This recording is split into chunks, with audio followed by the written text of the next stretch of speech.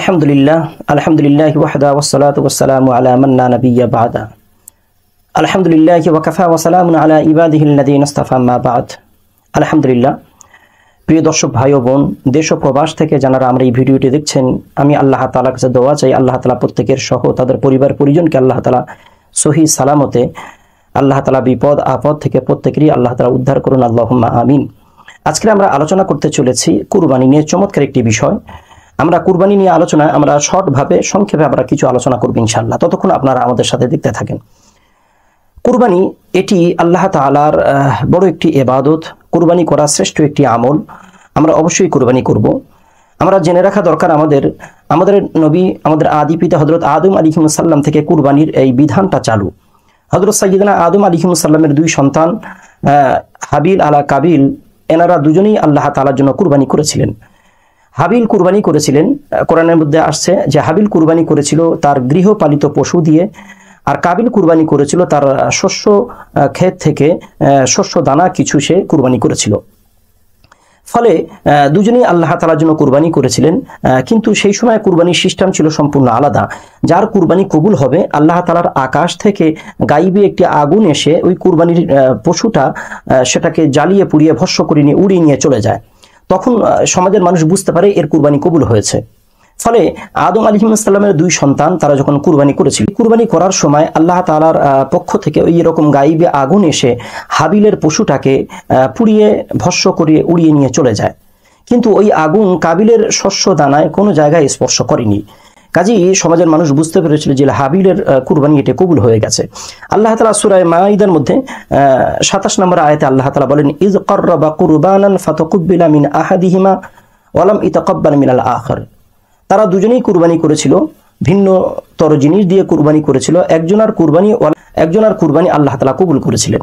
ফলে হাবিলের কুরবানি কবুল হয়েছিল, আর কাবিলের কুরবানি শস্যদানা এটি কবুল হয়নি। এই কুরবানির বিধান আদম আলাইহিস সালাম থেকে শুরু করে আমাদের নবী মুহাম্মদ রাসূলুল্লাহ সাল্লাল্লাহু আলাইহি সাল্লামের আগ পর্যন্ত এই কুরবানির বিধান এই রকম সিস্টেম নিয়ম নীতি চালু ছিল এবং সবাই মেনে আসতো।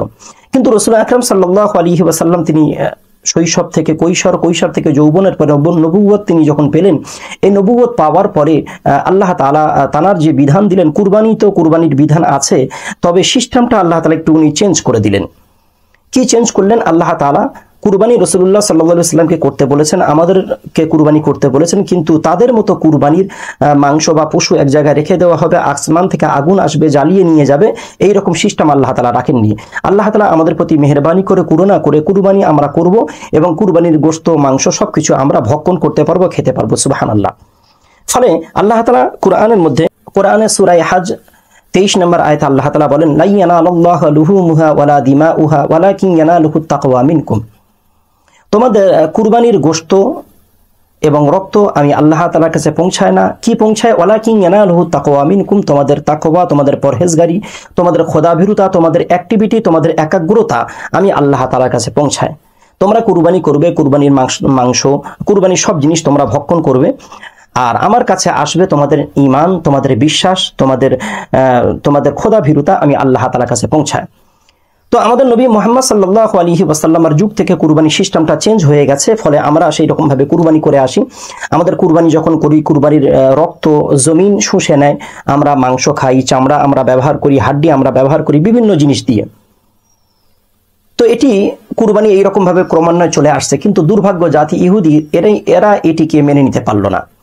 এই ইহুদি সম্প্রদায় রাসূল আকরাম সাল্লাল্লাহু আলাইহি ওয়াসাল্লামকে তারা বলেছিলেন, হে মুহাম্মদ, আপনি যদি সত্যিকারে যদি নবী হয়ে থাকেন, আপনার মিরাক্কেল আপনি দেখান, মুজিজা আপনি দেখান, অর্থাৎ সেই যুগের মতো কুরবানি আপনি করেন। আপনার কুরবানির গোশত বা পশু যদি আগুন জ্বালিয়ে নিয়ে যদি চলে যায়, তাহলে আমরা বিশ্বাস করব আপনি সত্যিকারে নবী। আল্লাহ তাআলা তাদের এই কথাটিকে কোরআনের মধ্যে আল্লাহ তাআলা কোট করেছেন। সূরা আলী ইমরান 183 নম্বর আয়াত আল্লাহ তাআলা বলেন, আল্লাযীনা ক্বালু ইন্নাল্লাহা আহিদা ইলাইনা। ইহুদিরা বলে, আল্লাযীনা ক্বালু ইন্নাল্লাহা আহিদা ইলাইনা, আল্লাহ তাআলা আমাদের নির্দেশ দিয়েছেন, আল্লাহ নুমিনা লিরাসূলিন, কোন নবীর প্রতি আমরা ঈমান আনব না, হাত্তা ইয়াতিয়ানা বিকুরবানিন তাআকুলুহুন নার, তিনি যতক্ষণ না কুরবানি বা পশু কুরবানি করবে, তার কুরবানি আগুন পুড়িয়ে নিয়ে যাবে, ততক্ষণ আমরা কোন নবী রাসূলের প্রতি ঈমান আনব না। এটি আল্লাহ তাআলার নির্দেশ। সম্পূর্ণ তাদের এই উক্তিটা সম্পূর্ণ মিথ্যা। আল্লাহ তাআলা রাসূল আকরাম সাল্লাল্লাহু আলাইহি ওয়াসাল্লামকে হে নবী, আপনি তাদের প্রতি উত্তরে বলেন, কুল কদ জাআকুম রুসুলুম মিন ক্বাবলি বিল বায়িনাত, তোমরা তো ইতিপূর্বে, তোমাদের পূর্বপুরুষরা ইতিপূর্বে যত নবী রসুল যারা আসছিলেন তাদের কাছে নবুয়তের সার্টিফিকেট নেওয়ার জন্য, নবুয়তের মানে গ্রান্টেড হওয়ার জন্য তাদের থেকে মুআজিজা চেয়েছিল তারা। ফলে সেই সমস্ত নবীরা তারা মুআজিজা দেখিয়েছিলেন, মিরাক্কেল বা কারামতি দেখিয়েছিলেন। কিন্তু তোমাদের পূর্বপুরুষেরা কুল কদ জাআকুম রুসুলুম মিন ক্বাবলি ওয়া বিল্লাযী কুলতুম ফালিমা ক্বাতালতুমুহুম, তোমাদের পূর্বপুরুষেরা তাদেরকে হত্যা করেছিল। ইন কুনতুম সাদিকিন, যদি তোমরা বা তারা যদি সত্যবাদী হয়ে থাকো তাহলে তোমরা হত্যা কেন করেছিলে? তোমাদের তো মুআজিজা মিরাক্কেল দেখানো হয়েছিল, কিন্তু তারা কেন হত্যা করেছিল? কাজেই এই ইহুদি সম্প্রদায় এরা এই কুরবানিকে এরা মেনে নেয়নি, এরা প্রত্যাখ্যান করেছে। কিন্তু আমরা তো ইহুদি নয়, আর আমরা এটিকে প্রত্যাখ্যান আমরা করতে পারি না, কারণ এটি আল্লাহ তাআলার নির্দেশ, রাসূল আকরাম সাল্লাল্লাহু আলাইহি ওয়াসাল্লামের প্রতি আসছে। আমরা রাসূলুল্লাহর অনুসারী, আমরা রাসূলুল্লাহর আখির জামানার উম্মত, এটি আমাদের জন্য মেনে নেওয়া ফরজ। আমরা মেনে নিয়েছি, আমরা কুরবানি করি, আলহামদুলিল্লাহ। এই কুরবানির সর্বশেষ একটি কথা আমি আলোচনা করব। আমরা কুরবানি করব। কুরবানি প্রত্যেকটা জাতির জন্য, হিন্দু, মুসলমান, খ্রিস্টান, শিখ, সাই, বৌদ্ধ, আস্তিক, নাস্তিক, প্রজাতি, উপজাতি, প্রত্যেকটা জাতি ভিন্ন, প্রত্যেক মানুষের জন্য কুরবানি করা।